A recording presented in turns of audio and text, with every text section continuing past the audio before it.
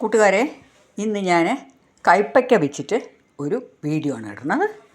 ഇത് എല്ലാവരും ഇങ്ങനെ ഉണ്ടാക്കാറുണ്ടോ എന്ന് എനിക്കറിയില്ല. പക്ഷേ എനിക്കിങ്ങനെ ഉണ്ടാക്കുമ്പോൾ ഭയങ്കര ഇഷ്ടമാണ്. ഇതിനെ ഒന്ന് കട്ട് ചെയ്യുന്നത് ഞാൻ 4-5 കഷ്ണമാക്കി ഇതിനെ കട്ട് ചെയ്തിട്ട് പിന്നെ നീളത്തിൽ കട്ട് ചെയ്യുക. ഇത് ഒരു ഫ്രൈ കം വഴറ്റിയതാണ്. ചലോ, ഇങ്ങനെ നിങ്ങൾ ആരും ഉണ്ടാക്കി കാണുമെന്ന് ഞാൻ വിചാരിക്കുന്നില്ല. ഇത് എനിക്കൊരു ടേസ്റ്റ് തോന്നിയത് ഞാൻ ചെയ്യാം. അപ്പോൾ ഞാനിപ്പോൾ ഇതിങ്ങനെ നീളത്ത് കട്ട് ചെയ്തു. ആദ്യം 2-3 കഷ്ണങ്ങളെ കട്ട് ചെയ്തു. എന്നിട്ട് നല്ലോണം വെള്ളം തിളയ്ക്കുമ്പോൾ അതിലേക്ക് ഈ കയ്പ്പയ്ക്ക ഇട്ടു. കൂടെ തന്നെ 3 പച്ചമുളക്, ലേശം മഞ്ഞൾപ്പൊടി, പാകത്തിന് ഉപ്പും മഞ്ഞൾപ്പൊടിയും ഇട്ടിട്ട് ഇപ്പോൾ അത് ഞാൻ വേവിച്ചെടുത്തു. അതിൽ വെള്ളം മുഴുവൻ വറ്റി. നിങ്ങൾക്ക് വേണമെങ്കിൽ അത് നല്ലോണം വെന്തുച്ച വെള്ളത്തിൽ നിന്ന് എടുത്താൽ കുറച്ച് കശപ്പ് പോവും. പക്ഷേ എനിക്ക് ഈ കയ്പ്പ് ഇതിൻ്റെ ഇഷ്ടമാണ്. വലിയ കയ്പ്പ് ഉണ്ടാവില്ല ഞാൻ പറയണമായിട്ട് ചെയ്താൽ. ഇനി ഞാൻ ചെയ്യാൻ പോകുന്നത് ഒരു ഉള്ളി, വലിയ ഉള്ളി, മീഡിയം സൈസ്ഡ്. ഒരു കയ്പ്പയ്ക്ക് വേണ്ടത്ര കണക്കാണെന്ന് നിങ്ങൾക്കറിയാം. വലിയ ഉള്ളിയാണെങ്കിൽ ഇതിൻ്റെ പകുതി എടുക്കുക. എന്നിട്ട് അതിനെ നന്നായിട്ട് സ്ലൈസ് ചെയ്യുക. ഇത് ഞാനിങ്ങനെ സ്ലൈസ് ചെയ്തതാണിപ്പോൾ. എന്നിട്ട് ഞാനൊരു ഇരുമ്പ് ചീഞ്ചട്ടിയാണ് ഇനി എടുത്തിരിക്കുന്നത്.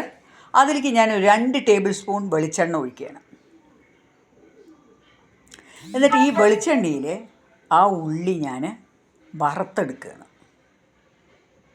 നമ്മൾ ഈ നെയ്ച്ചോറിനൊക്കെ വേണ്ടി ഫ്രൈ ചെയ്തെടുക്കില്ലേ, അതേമാതിരി നല്ലോണം എണ്ണ ചൂടായപ്പോൾ ഞാൻ അതിലേക്ക് ഉള്ളി ഇട്ടു. ഇപ്പോൾ ഉപ്പൊന്നും ഇടാൻ പോകണില്ല. നന്നായി ഉള്ളി ഫ്രൈ ചെയ്ത് ബ്രൗൺ കളറാകുമ്പോൾ എടുക്കും. എന്നിട്ടാണ് ഇനി അടുത്തുള്ള പരിപാടി. അപ്പോൾ ഈ ഉള്ളി ഒന്ന് നന്നായി വഴറ്റി വരട്ടെ. നിങ്ങൾ ഇതേമാതിരി ഈ കയ്പ്പയ്ക്കൊന്ന് ഉണ്ടാക്കി നോക്കണം കേട്ടോ. നിങ്ങൾക്ക് എല്ലാവർക്കും ഇഷ്ടപ്പെടും. എന്താ വെച്ചാൽ കഴിക്കാത്തവരും കഴിക്കും. ഇപ്പോൾ ഈ കയ്പ്പയ്ക്ക ഒരുവിധം ഉള്ളി നല്ലപോലെ ഒന്ന് നന്നായി വറുത്ത് വന്നു. ഇനി എന്താ ചെയ്യണമെന്ന് വെച്ചാൽ ആ ഉള്ളി എടുത്ത് ആ എണ്ണയിൽ തന്നെ ഈ കയ്പ്പയ്ക്കനെ ഇടുക. വേവിച്ച കയ്പ്പയ്ക്ക് പച്ചമുളകും. എന്നിട്ടൊന്ന് നന്നായി അത് സിമ്മിൽ മീഡിയം ഹീറ്റിൽ വെച്ചിട്ട് ഫ്രൈ ചെയ്യുക. ഫ്രൈ ചെയ്യാൻ പറഞ്ഞാൽ ആ എണ്ണയിൽ ബാക്കിയുള്ള എണ്ണ കേട്ടോ. അത് ബാക്കി എത്ര ഉണ്ടാവണേ, ആണെങ്കിൽ ഒരു ടേബിൾ സ്പൂൺ ഉണ്ടാവും ആ എണ്ണ ഉള്ളി വറുത്തെടുത്തതിൽ കേട്ടോ.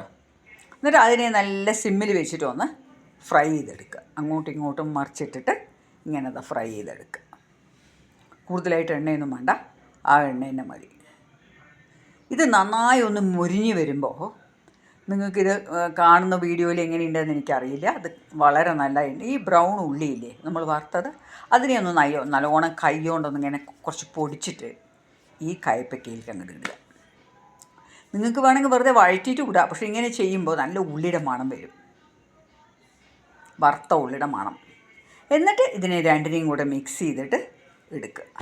ഞാനത് പാത്രത്തിലാക്കി കാണിക്കുന്നത് പോയി.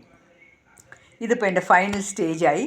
ഇനി ഇതിനെ പാത്രത്തിലാക്കി വെച്ചിട്ട് ഞാൻ കഴിച്ചു. എൻ്റെ വലിയ ലാസ്റ്റ് സ്റ്റേജ് ഉണ്ടല്ലോ, പാത്രത്തിലാക്കി ഞാൻ കാണിച്ചു, പക്ഷെ അത് വന്നില്ല. അപ്പോൾ എൻ്റെ ഫ്രണ്ട്സ് എല്ലാവരും ഒന്ന് ട്രൈ ചെയ്ത് നോക്കുക. ഇത് നല്ല സൂപ്പർ ടേസ്റ്റിയാണ്. കയ്പ്പൊക്കെ ഇഷ്ടമില്ലാത്തവരും കഴിക്കും. ഇതിന് കയ്പ്പില്ല. അപ്പോൾ അടുത്തൊരു വീഡിയോ ആയിട്ട് കാണും വരെ ഇറ്റ്സ് ബൈ ഫ്രം സുധാ.